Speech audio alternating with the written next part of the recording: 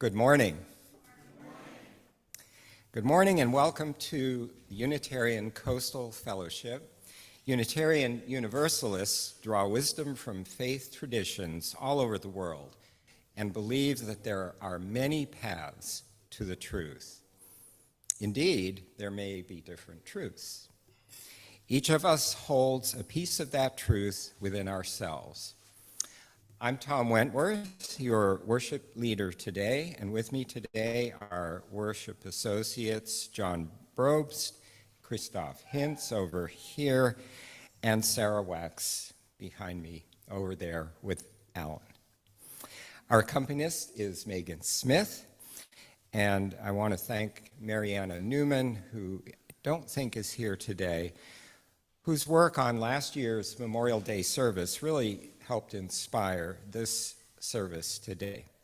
And a shout out also to those folks over there doing tech. They're a really important part of our team, especially today. They make things go for the people in Zoom land, and I should welcome those on Zoom today. Let's wave to that mysterious camera back in the room. So, first, do we have any visitors in the sanctuary today? We have one. Would you like to introduce yourself? Okay, I'm going to have to give you a microphone, or Christoph will. And the reason for that is if you don't use the mic, the people on Zoom won't hear you. So if you'll just wait a moment, we'll get that to you. Hi, I'm Julie Noland. I'm here with my mom, Ann Noland. I live in Nashville and go First UU in Nashville, so it's nice to be here. Thank you for joining us.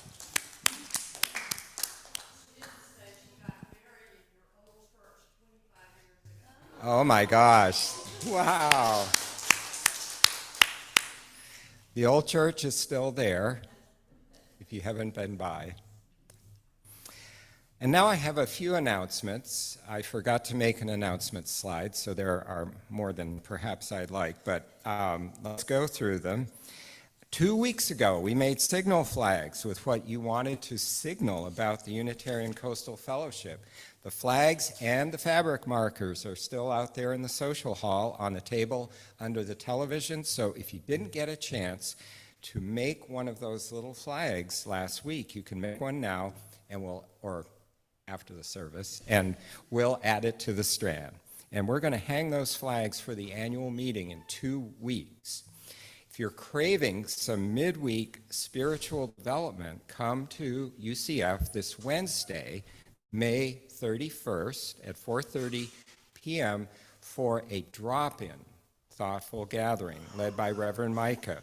We'll share personal stories, reflect on our spiritualities, and discuss a spiritual topic. The in-person gathering will be over in the Reverend Sally B. White Center. There will be a Zoom option if you need to join from home. So again, that's this Wednesday at 4:30. And please join us for next week for First Sunday Family Fun Day. It is at 9:30 a.m. on Sunday, June 4th. That's a week from today, here at UCF with snacks and crafts and fun. Oh my, all ages are invited. Right, Joellen? Okay. And then also, next Sunday is going to be busy. We'll have a coffee with the board after the service. The topic will be the items on the ballot for our upcoming annual meeting, which will be held that following week on June 11th, 2 weeks from now. So if you want to come and talk about what's on the ballot, get more back before you vote, please join us for that coffee with the board next Sunday. And now we ask everyone in the sanctuary to please silence your cell phones, and all those out there in Zoom land, turn off your cameras to conserve our precious bandwidth. Now, very quickly, because we have a long service this morning, please turn and greet your nearest neighbor, and we'll do this quickly.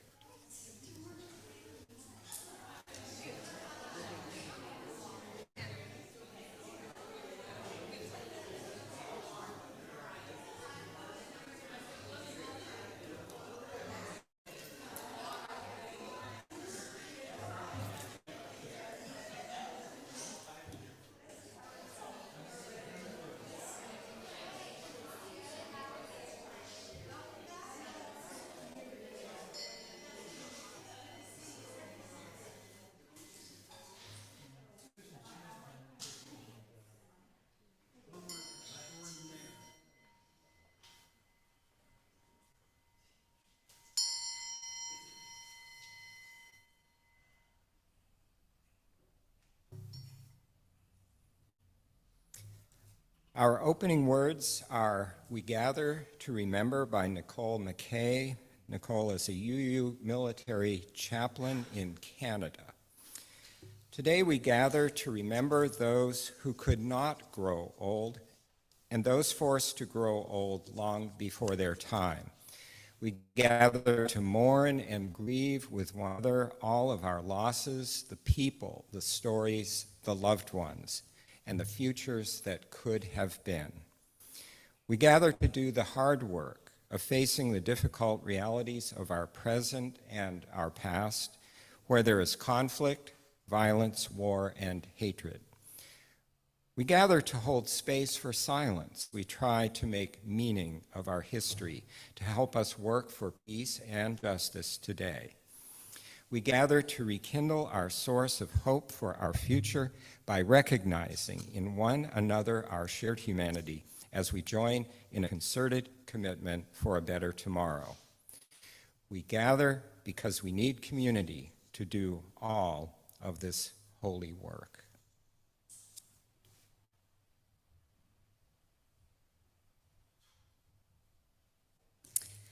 This morning, we light a chalice, welcoming everyone, calling us into community and into worship. Our chalice lighting words this morning are Memorial Day by Charles F. Flagg.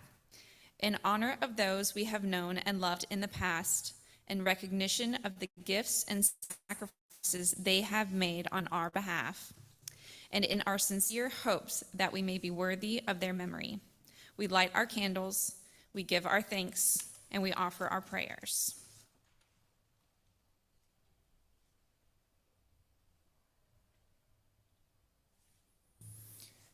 We light also a peace candle to remind ourselves that peace is a process that requires work, that peace is not merely an absence of conflict, but the presence of justice.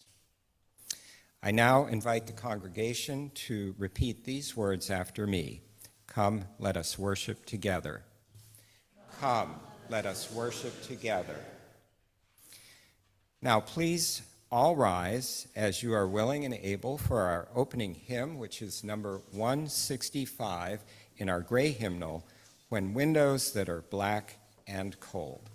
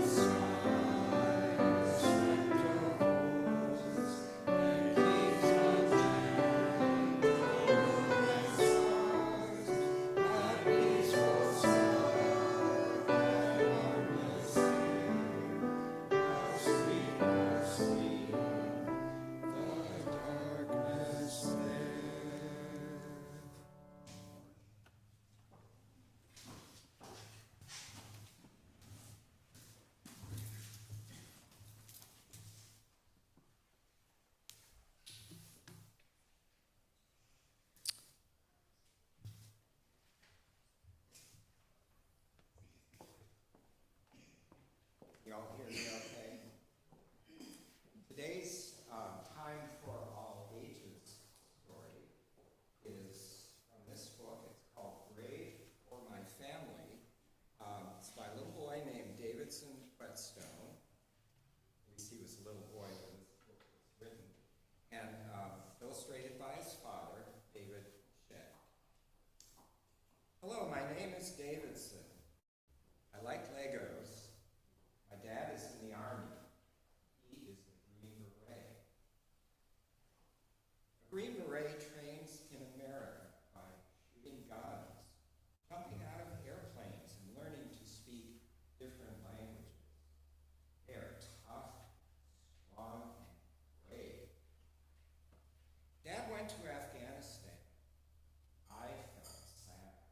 He had to go to Afghanistan because it was his turn to fight terrorists. Mommy was sad too. I hugged my dad goodbye, then we prayed. Did not know if he was going to come back. I prayed every night that he would come back.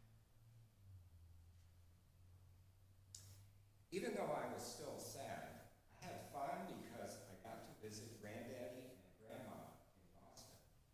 My granddaddy got me a donut. It was a chocolate donut with green and brown sprinkles, just like the Army. I rode my bike too. It was a Mickey Mouse bike. I liked to eat my donut with Granddaddy when he read the Bible and drank his coffee. My grandpa pulled me in the sleigh when I was in Vermont for Thanksgiving. My grandpa and I saw a black bear. The next day, I made gingerbread cookies with Dodo, my grandmother. 4 days before Christmas, after gymnastics, my mom got a call that my dad got wounded when he was fighting terrorists. My mom cried, and I was pretty scared that my dad was going to die. We got on an airplane to Washington, D.C. While my dad was in surgery, we found an apartment. We put our things there. Then we went to Walter Reed, and I saw my dad. I hugged him because I was so happy that he was alive.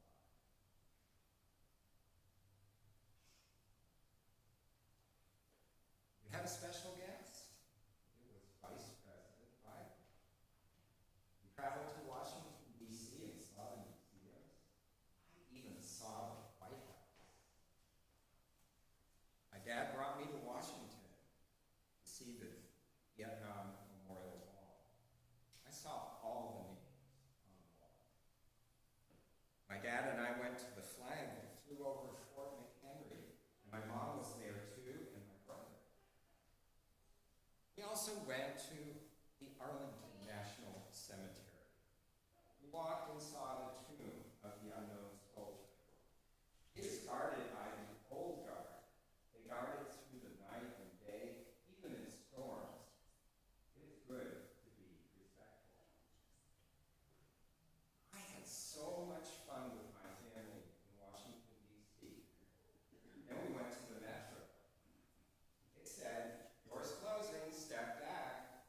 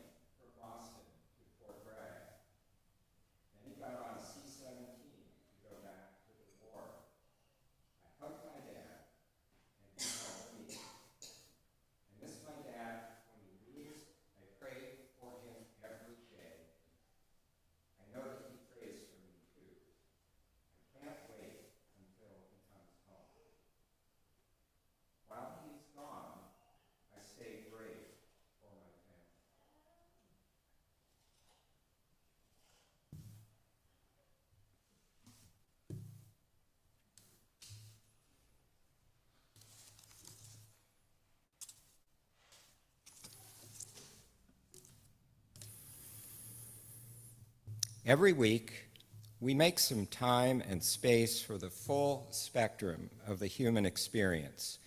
To be human is to be happy sometimes and sad sometimes. To be human is to be angry sometimes, worried sometimes, and confused sometimes.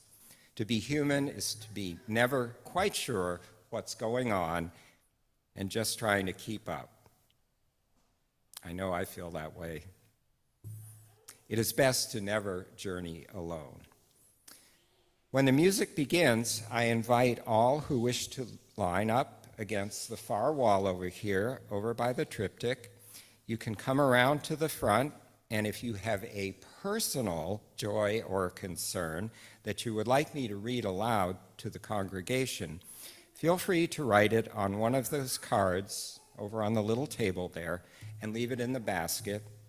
Afterward, or if you don't have a spoken joy or concern to share, you may take a stone, a piece of sea glass, a fragment of coral, however many of them represent what's on your heart, and deposit them in our beautiful chalice of water. So let's begin with that now.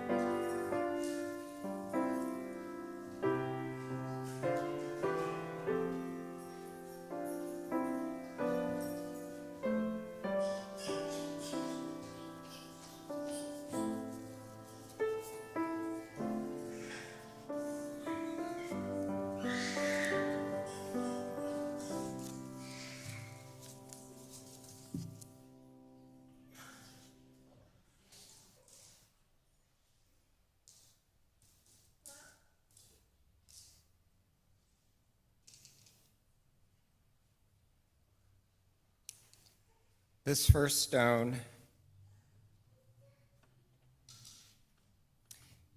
is in memory of the 19 children and 2 adults who were killed in a horrific mass shooting at Robb Elementary School in Uvalde, Texas on May 24th, 2022, 1 year ago.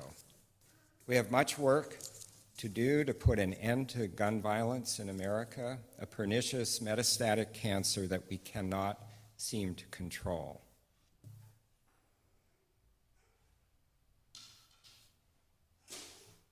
This stone is another concern, something I think that should concern anyone who believes that intact ecosystems are the cornerstone of all life on Earth. In a recent 5-4 majority opinion by the U.S. Supreme Court, conservative Justice Samuel Alito wrote that wetlands are covered by the law only if they have a continuous surface connection to larger water bodies that are clearly regulated by the Clean Water Act of 1972. Reaction from environmental groups was scathing. According to Manish Bapna, President and CEO of the Natural Resources Defense Council, the Supreme Court ripped the heart out of the law we depend on to protect American waters and wetlands. This decision will cause incalculable harm. Communities across the country will pay the price. This stone is for Susan Johnson, who is grieving the loss of her tiny rat terrier, Isabel, better known as Izzy. Izzy was 23 years old, and Susan said she was her life partner, her longest loving relationship. Izzy crossed the Rainbow Bridge last Tuesday. Now I have 3 messages that were left. First from Bob Thomas.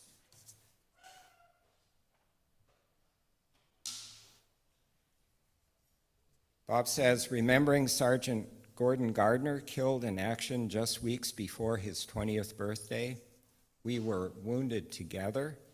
I survived, he didn't. In the end, there were no victories, just survivors and the dead.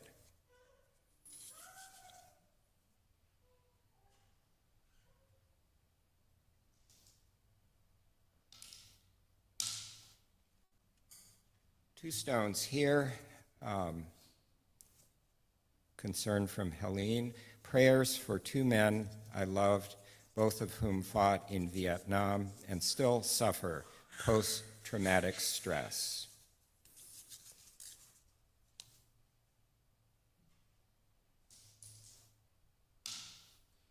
Finally, Pam Holliday had a knee replacement on Tuesday, so please remember her in your thoughts and prayers.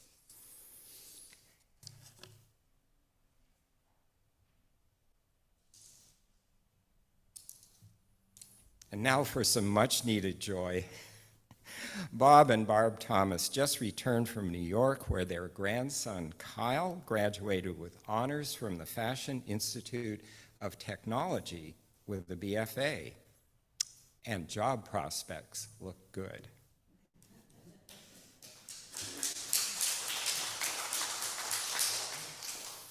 And last but certainly not least, Mark and Penny Hooper celebrated their 49th wedding anniversary on May 25th.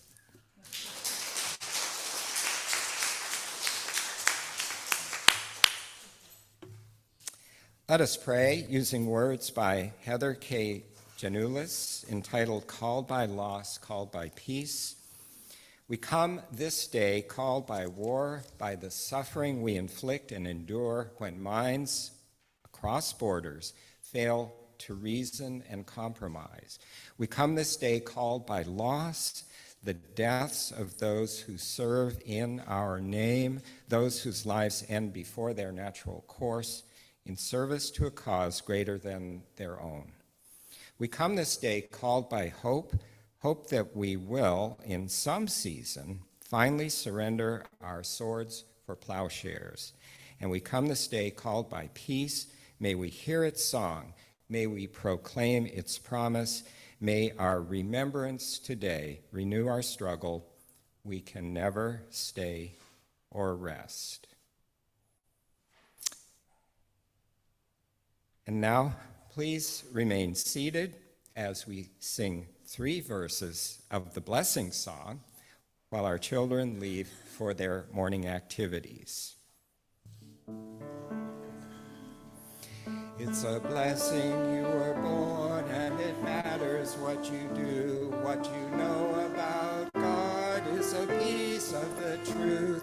The beauty you love, be what you do, and you don't have to do it alone.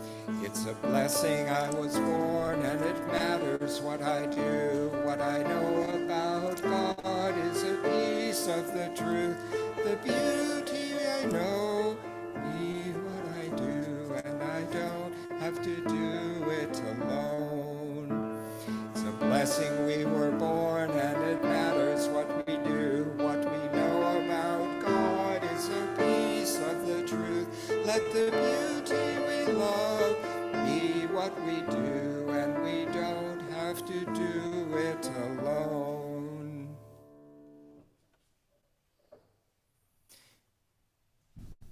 Today, as you know, we celebrate Memorial Day, the most deeply spiritual of the federal holidays dedicated to those who serve and have served in our armed forces. So please, in the next minute of silence, reflect on what this holiday means to you. And Megan will bring us out of meditation with her music.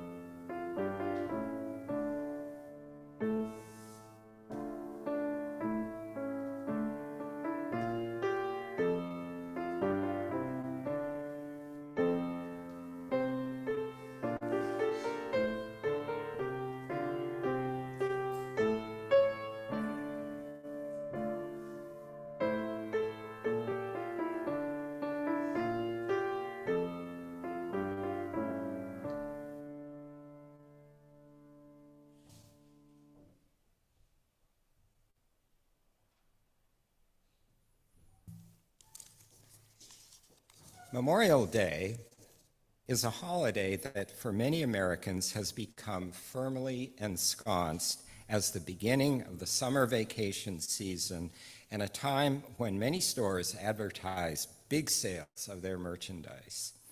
In one sense, there's nothing wrong with this at all, in that it is a time when Americans take full advantage of the many freedoms they enjoy, including the freedom to travel at their own discretion and the freedom to practice free enterprise in a competitive marketplace.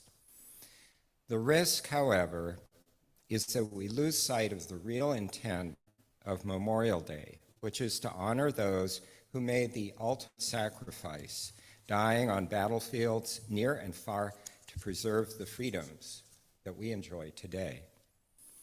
This morning, we gather in respect and deepest gratitude to honor these greatest of American heroes and heroines. You will soon hear brief personal reflections on Memorial Day from 4 members of our congregation. These reflections are wrapped in a little skit that we hope you will also enjoy. We ask that you remain silent until the reflections and the concluding part of the skit are done. And before we proceed with our reflections, I would be remiss if I didn't remind everyone that Memorial Day does have a specific purpose, which is to remember and honor those members of our armed services who died defending the United States and its freedoms. There are 2 other federal holidays that also salute our service members: Armed Forces Day and Veterans Day. The first, Armed Forces Day, which falls on the 3rd Saturday in May, honors military members and their patriotic service. Veterans Day, falling each year on November 11th, honors all military veterans of our armed forces.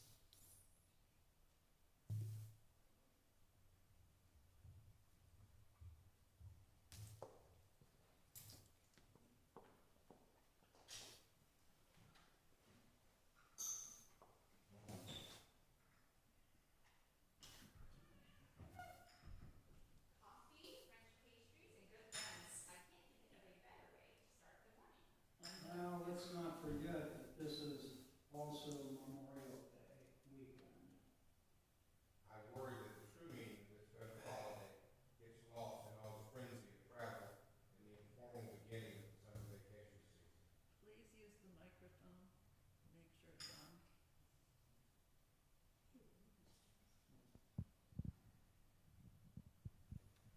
Yes, I heard on the news that over this long weekend, more than 40 million Americans will take to the roads and skies for travel to vacation destinations. I wonder if there is some way in which we could remind folks about the real meaning of Memorial Day. Perhaps we could make an announcement at the Unitarian Coastal Fellowship this Sunday. Hey, even better, perhaps we could do an entire service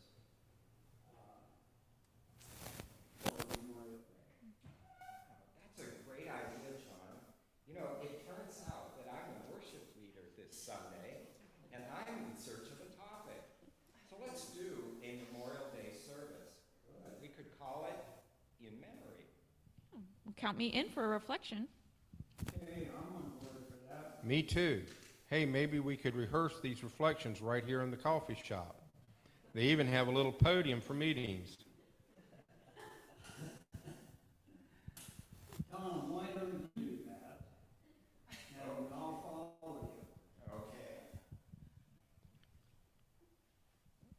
And then I'll wrap things up.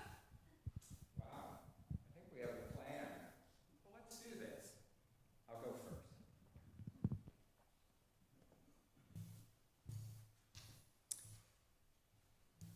All right.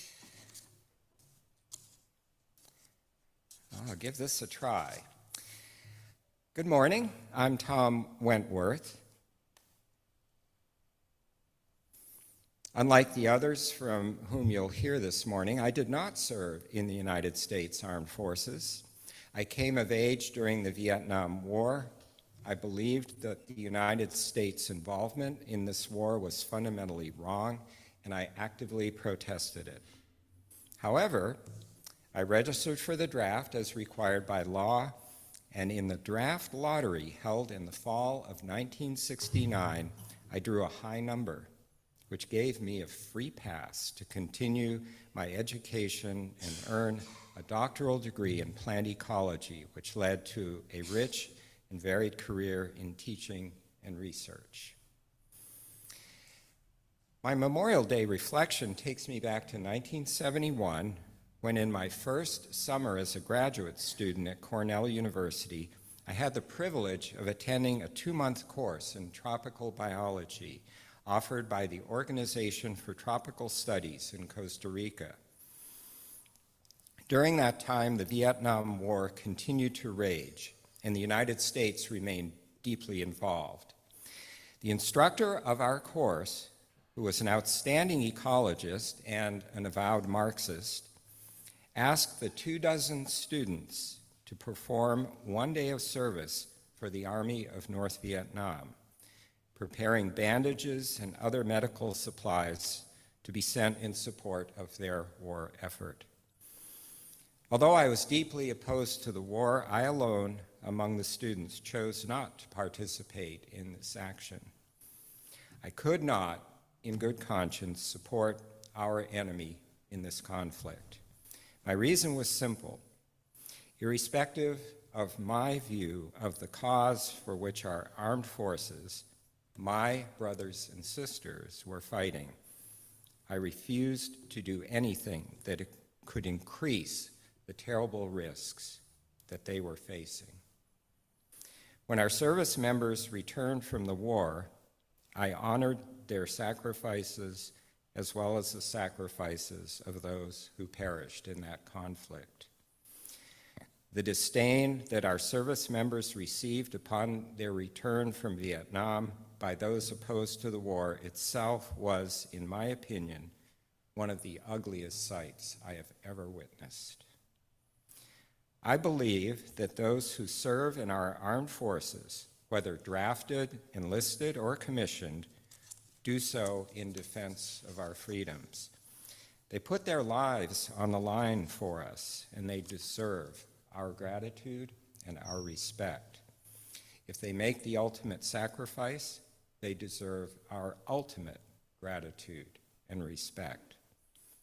Let us never confuse the immense significance of their service with any views we may hold of war and peace or of the moral virtues of any particular conflict. I now turn the podium over to you, John.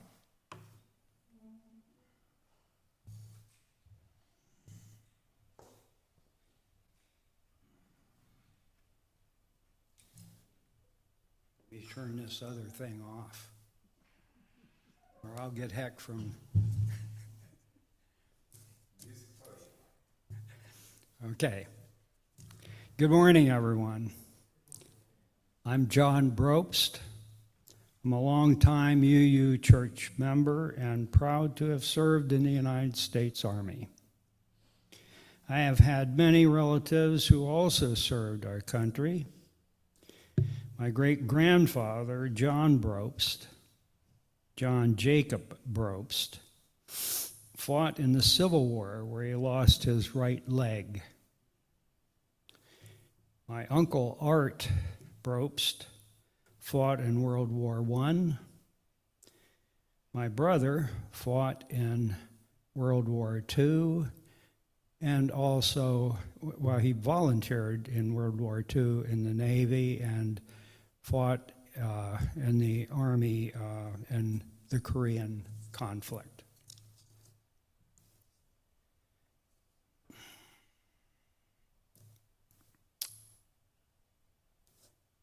Brother-in-laws Lynn Wheeler volunteered for the Navy. Brother-in-law Jim Carney volunteered for the Navy also. Brother-in-law Bob Ripple served in the Army. Two of my sisters quit school in high school to work as an aluminum welders making canteens for the military. Memorial Day is about recognizing those who gave their lives to preserve our democracy. Many, many Americans have given their lives in service to this country in wars that stretch back to our founding moments. We could start such recognition in March 5 of 1770, in the day of the Boston Massacre. But time will not permit this. Instead, I will include only the Civil War, World War II, and the Korean conflict as my choices. It behooves me to note that references to military personnel include women as well as men. The Civil War. To keep our country from splitting in two and ultimately ending slavery. 62,000 lost their lives in the line of duty. It is estimated that another 50,000 civilians died as well. comparing populations from that time to our present population, it makes the Civil War the costly of all wars. We should recognize that on either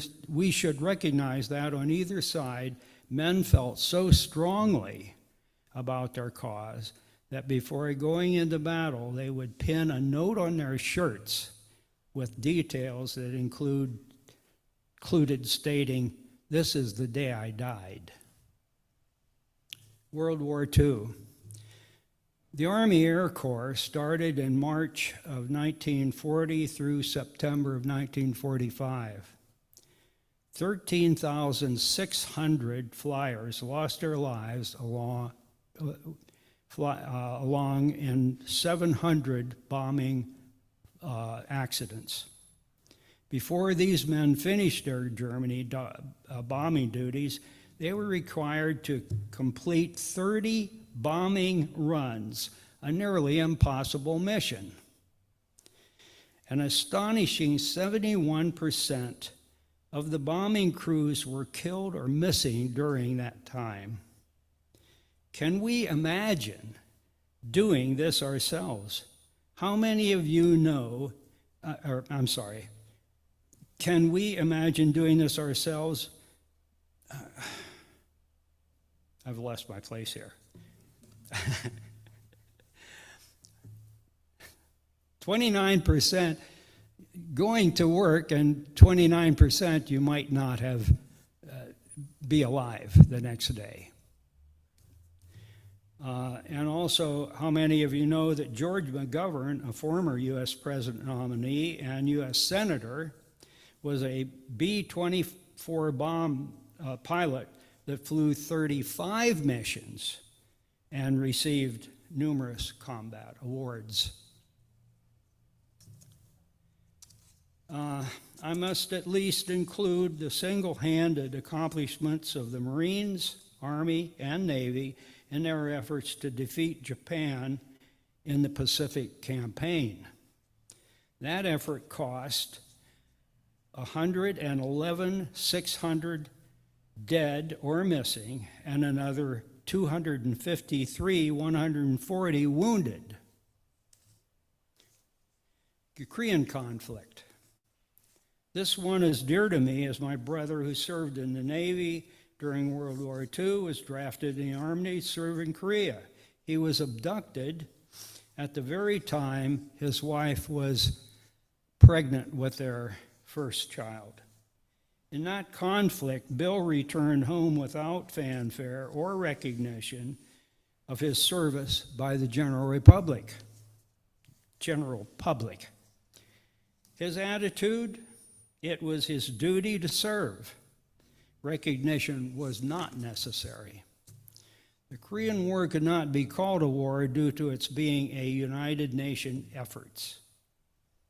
Yet, of the 40,000 of the UN combined forces, 36,000 Americans soldiers died. How can we possibly thank these people? I believe the best way is by not forgetting them in their effort. Please join me in doing this today and every day you enjoy our many freedoms. Thank you. I'll turn this over now to Christopher Hintz. Christopher Hintz. I'm sorry, I'm old.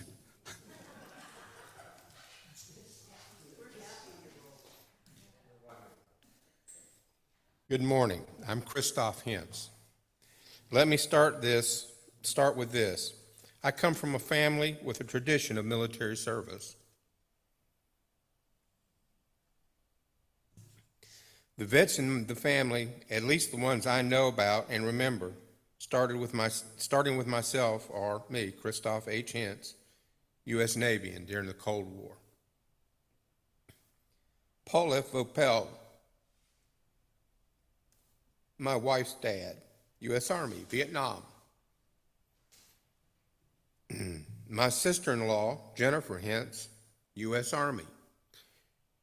served during the Iraq and Afghanistan. Luckily, she didn't deploy.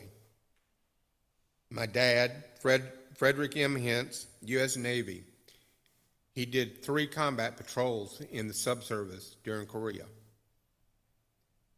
My grandmother, Swindell Hintz, U.S. Army Air Force, World War II.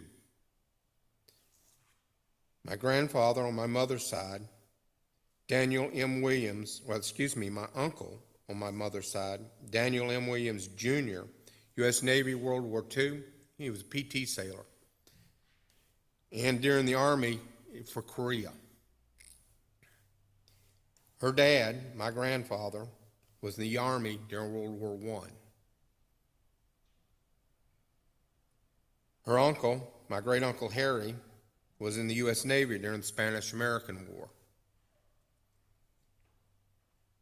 Mom's great-grandfather, Robert Ransom, was in the Army, the U.S. Army before the war between the states, and the Confederate Army during the war between the states, along with his brother, Matt.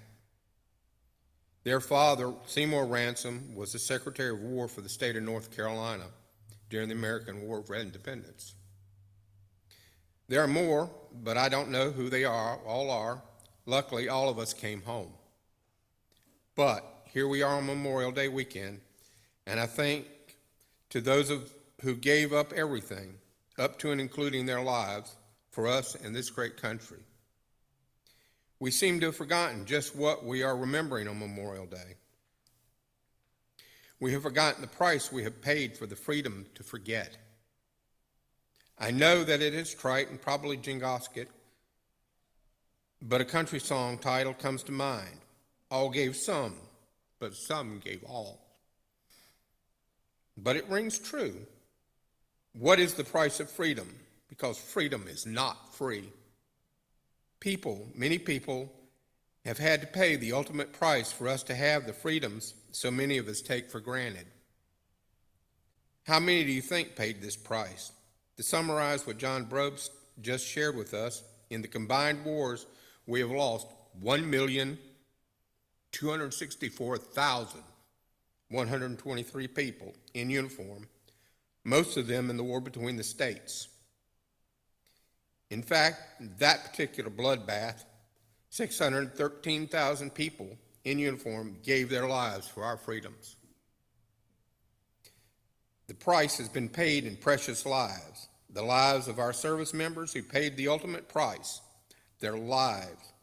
We are here to remember those who lost their lives in the line of duty.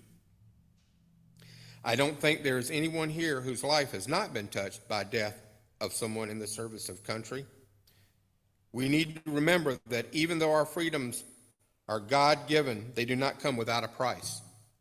Freedom is not free. The cost is blood and lives. The blood and lives of patriots and that of tyrants. Without patriots willing to give all, the tyrants will live and rule. Without patriots, we will not be true citizens, no matter what we are called. Without those who willingly paid the price, we would be slaves. As Benjamin Franklin, one of the fathers of this nation, stated, those who surrender freedom for security will not have, nor do they deserve either one. So hopefully, we will still have patriots who are willing to pay the ultimate price, give the greatest gift, their lives. As the Bible states, greater love hath no one than this, that he lay down his life for his friends. And this gift and those who give it are what we remember this Memorial Day. Hopefully, we will never forget. And now turn over the podium to Sarah Wax.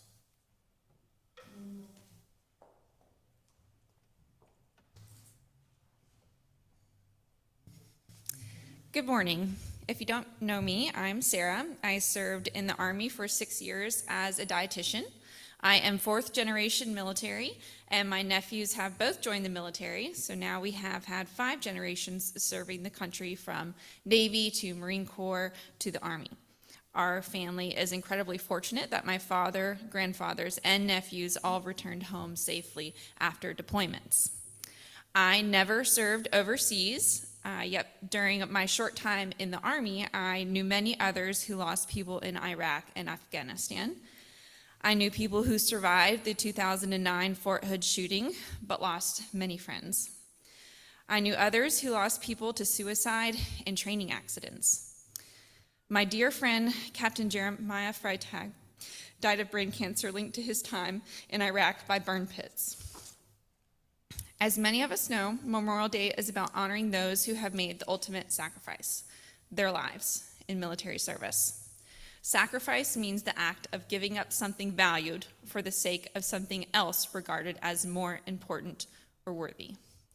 Let that sink in. The act of giving up something valued, a life, for something more important, the safety of our nation. To me, that's the very definition of love. To appreciate something more than yourself and to be willing to give everything, absolutely everything for it. Sure, we could argue that war and military service are not always for the safety of our nation. Motives vary depending on who you talk to. No one likes to be a pawn in the military-industrial complex. But once you sign on the dotted line, willingly, as people do today, or unwillingly, as many did during the Vietnam draft and previous wars, you know your life is on the line from that moment forward. You could die in combat. You could die in a training accident. You could die from suicide. Violence inherently goes against our beliefs as you use, but we must remember those who died in the military loved their friends, their children, their neighbors, their parents, and or their nation enough to lay down their life for it. And we must honor that sacrifice this weekend. Certainly, one way to honor the dead is to celebrate in life. So do not feel guilty about having that backyard barbecue if the rain clears out. But please remember to light a candle, say a prayer of thanks, and remember the stars and stripes this weekend.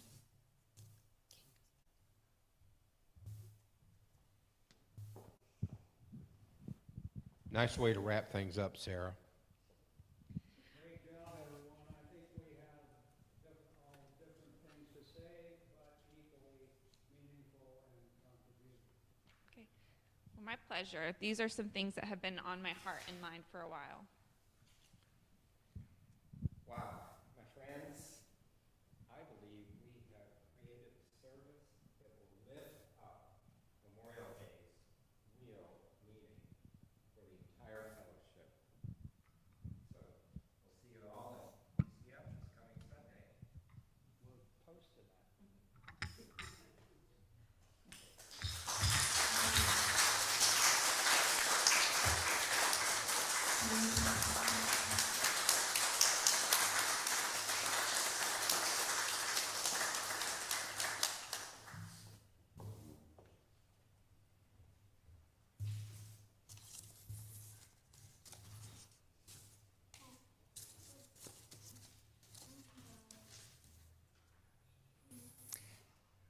Now, please all rise as you are willing and able for our opening hymn.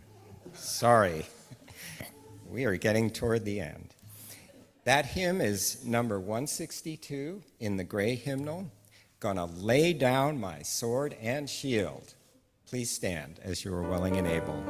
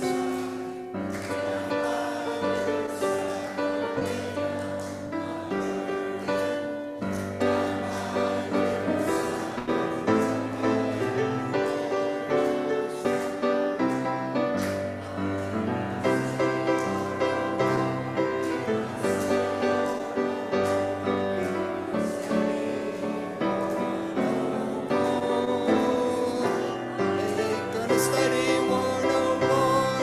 Ain't gonna study war no more. Study war no more. Around the world and everywhere I roam, everywhere I roam, gonna shake hands around the world, everywhere I roam. War no more. Ain't gonna stay war no more. Ain't gonna study war no more. Gonna study war no more. I ain't gonna study war no more. Ain't gonna study war no more. Study war no more.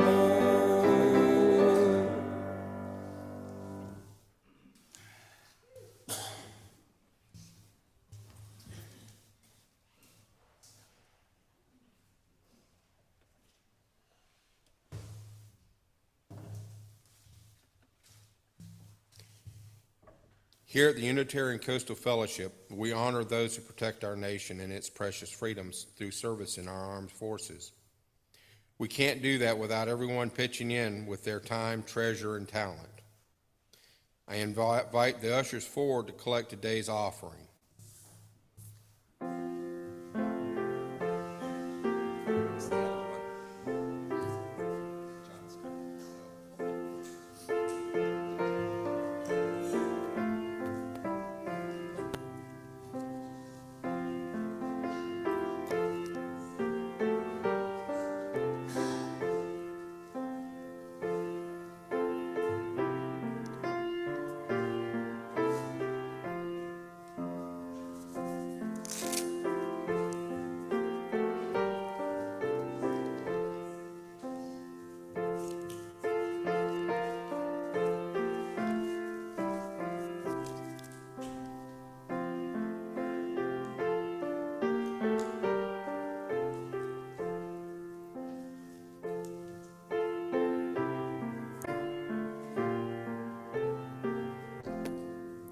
Please join in blessing this offering with hymn number 402, From You I Receive.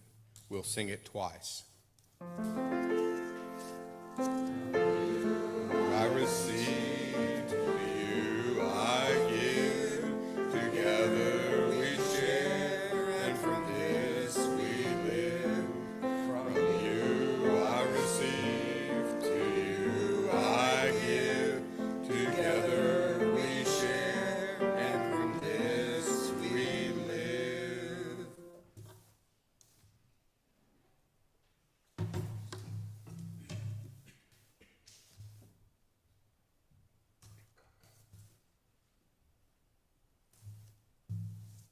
Please join me in reading the words on the screen behind me as we extinguish our flame. We extinguish this flame, but not the light of truth, the warmth of community, or the fire of commitment. These we carry in our hearts until we are together again. And now in Español. Extinguimos esta llama, pero no la luz de la verdad, el calor de comunidad o el fuego de nuestro compromiso. Estos los llevaremos en el corazón hasta que estemos juntos otra vez. And please remain seated for our closing hymn, number 411 in the gray hymnal, Part in Peace.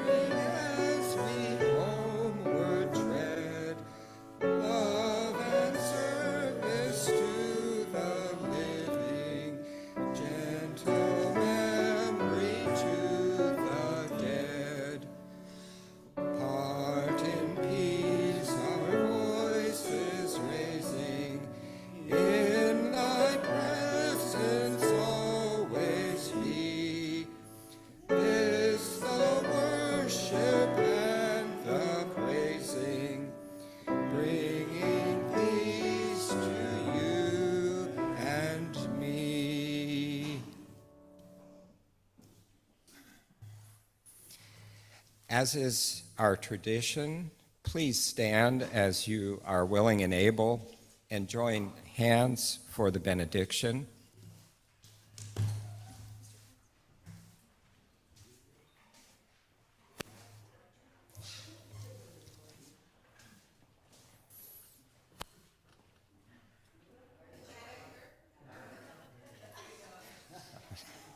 There we are. Let us tell the stories as true as we can, with all their complexity and contradictions, their ironies and tragedies, their humor and tenderness. Let us no longer seek a peace that is based on forgetfulness. Instead, let us practice healing memory. Let us remember the fallen from all wars our nation has fought, including more recent wars that we did not win in the traditional sense, as was the case with World War I and World War II. Let us remember the disproportionate burden of Black and Hispanic soldiers in those wars, including Vietnam, Iraq, and Afghanistan. And most of all, let us remember the lost lives and the forever altered lives